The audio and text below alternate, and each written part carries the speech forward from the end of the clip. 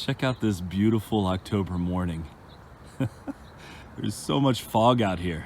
There is a lot of squash in here.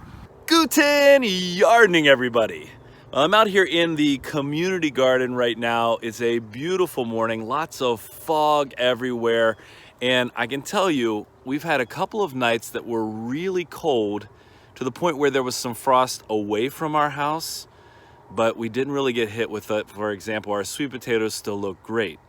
But out here in our community garden plot, it's a different animal. This plot is away from any kind of warmth of, say, a building. And so you can see the squash that we had out here. Those leaves are torched. These are not in good shape anymore. But fortunately, as we're looking around here, can you see all of these squash, these winter squash now exposed to the light of day? Well, the primary purpose of being out here today is to gather up all of those winter squash, and there are actually a few summer squash out here as well. We want to get all of those harvested, but I also really want to talk about some of the things we learned from this season in our community garden, which was definitely a much bigger experience than last year. And when I say much bigger, what I mean is we had 4 times the area that we had last year. Last year we got a late start. We came in and we were lucky enough to get basically a half plot.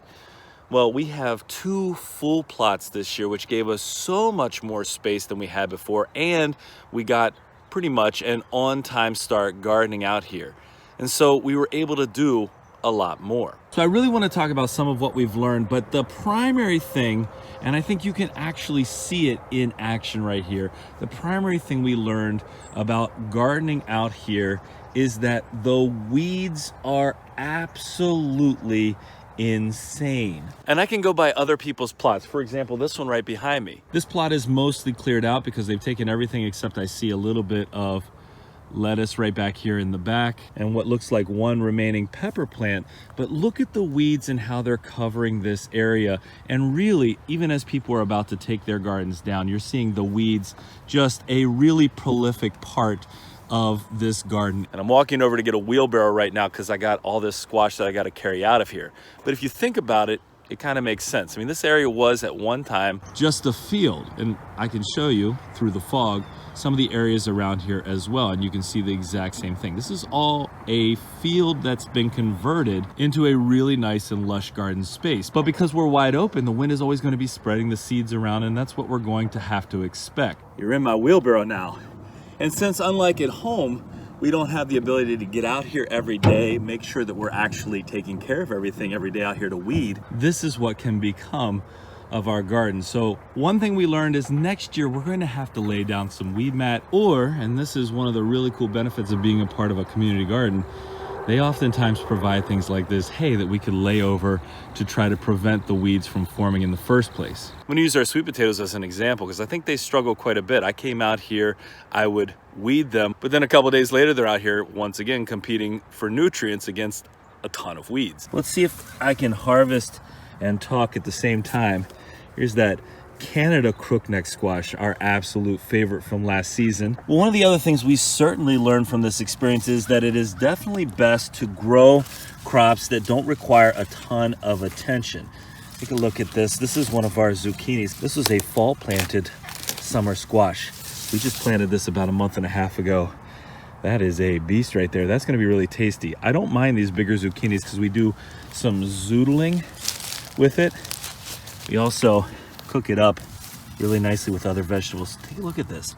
We got a couple on here. This is a smaller one, but we can still eat it. I mean, it's not going to be growing anymore if you take a look at the leaves here, but we can get this one off of here. That's another nice one from our fall planting. Now, because we're so busy at home with our garden there, I mean, that is our primary concern. We have to make sure that what we're getting out here is still going to be productive, but that we don't have to spend all of our time out here making sure that the upkeep is okay. These summer squash were a great example of vegetables that handled our weather out here really well. As long as we got a decent amount of rain, and we did this summer and into the fall, then they're going to be just fine. Similarly, our corn that we grew out here, and we had multiple varieties of that, didn't need a lot of attention, and this winter squash is a great example of a plant that seems to thrive up until the point where the temperatures create a problem for it, but it seems to thrive really well on its own out here without us needing to spend time out here every day. And it's not like we wouldn't want to spend time. It's just a matter of if we have the ability to spend additional time out here. 3 varieties of squash so far: our butternut squash, our Canada crookneck, and here is one of our zucchinis out here. This is a Black Beauty zucchini. Now, one of the things that was definitely re-emphasized for us this year with this space as well was just how valuable having all of this additional space really is to our family as we're going on our journey towards self-sufficiency, as we're trying to grow our own food, as much of our own food as possible. Because if you've ever tried to grow winter squash, here's another one of our Canada crooknecks. If you've ever tried to grow winter squash, you know that the vines on these here, I'm just gonna pull on this to show you. The vines on these spread, well, I just pulled it off, but 10, 12 feet in any direction. And if we really wanna give these the opportunity to grow to their fullest, we need that additional space. So having this community garden plot, for the little that it was, I think we paid a total of about $75 for all of this space. Having that additional space is really important to us as we have a really small garden area to grow in at our house. So this is a massive difference maker. That is a beautiful Canada crookneck right there. There's so much meat right up in here. It's incredibly valuable and tons of seeds. Hey, we'll be collecting these. We'll be sharing some seeds with you as well in our upcoming seed share. And of course, it's not just the space for our winter squash. The corn that we grew out here was very nice and productive, even though we didn't have necessarily 100% germination rate, which we definitely didn't. We were able to grow a whole bunch more corn. We were able to save and preserve a whole bunch more corn that hasn't been successful on our property. We even got some more huila coche, even though we were definitely trying to grow some sweet corn this time around. And as far as our journey toward 1,000 pounds of sweet potatoes, I've got a whole bunch of sweet potatoes, here they are right here, growing in here. This is just another additional space for us to grow our sweet potatoes. These sweet potatoes definitely have to come out today, by the way. Take a look what a little frost does to the leaves of these. They cannot handle that cold weather. Take a look at this fall planted summer squash. You know what this variety is? This is a rondinese. This is a really delicious, I think it's actually my favorite summer squash to grow. This is why we plant those extra vegetables that we have, those extra summer squash for the fall. You might not get a ton of production, but each one of these is an additional thing that we're going to eat. And they say variety is the spice of life, right? And we're able to get tons of new varieties as well, even up to the end of the growing season. A lot of people clearing out. That's what happens here in October in Zone 5, Wisconsin. You know, one thing's for sure though, this is also a great place for experiments. We're out here trying to grow different vegetables maybe than we grow at home. We're also learning how well those vegetables grow out here. It's like our potatoes. So we planted some purple potatoes out here and, well, not much happened.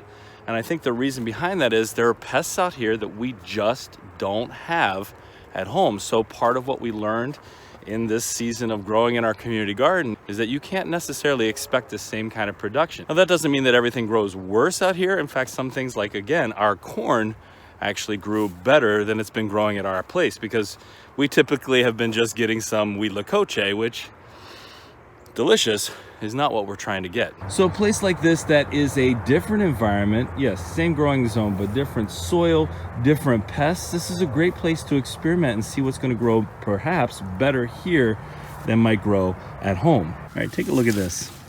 You have any idea what kind of squash this is? Because I don't know what squash this is. I really don't. This actually looks more like we're going to put it out for decoration than eat it. One of the other things you learn when you're planting squash, if you've planted the seeds that you collected from previous seasons, it is possible for there to be some cross-pollination. And so some of these varieties, I'm not even sure what they are or what they've transformed into. This I do know, this is our delicata squash. I really love delicata squash. Hey, out of all the varieties that I've shown you today, if you've grown them, if you've grown any of these varieties, which ones are your favorites? Let us know in the comments which type of winter squash and then which type of summer squash are your favorites to grow. Take a look at our harvest so far. in this wheelbarrow. I've got a bunch more that I got to get out of here as well. There is a lot of squash in here. And I'll tell you something, I'm going through right now and I'm just cutting all of them off so that I can collect them a little bit faster. But when I think about the benefits of us growing some of our food over here, I'm just thinking, if you have this opportunity, if you have maybe a community garden, or if you have the ability to access some additional land where you can expand what you're growing, I'm gonna say go for it. You know, gardening is a constant teacher for us. We're always learning new things and expanding where we're growing, trying out new varieties, trying out new places to grow in. All of that was made more possible for us this season from this really inexpensive rental of a plot of land. Now, I knew I'd be coming out here today to do this harvest, so yesterday I went to a local store that sells organic winter squash just to check the price. And the price was $1.99 per pound. So that means a squash about this size, which weighs about 5 pounds, would be around $10. So imagine how much value we've just added from this massive wheelbarrow load. It is way above the top of this wheelbarrow. We're talking a couple 100 pounds. Let me see if I can give you a different view of this all laid out.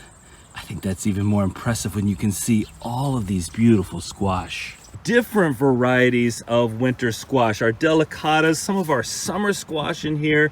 This is going to be huge for us.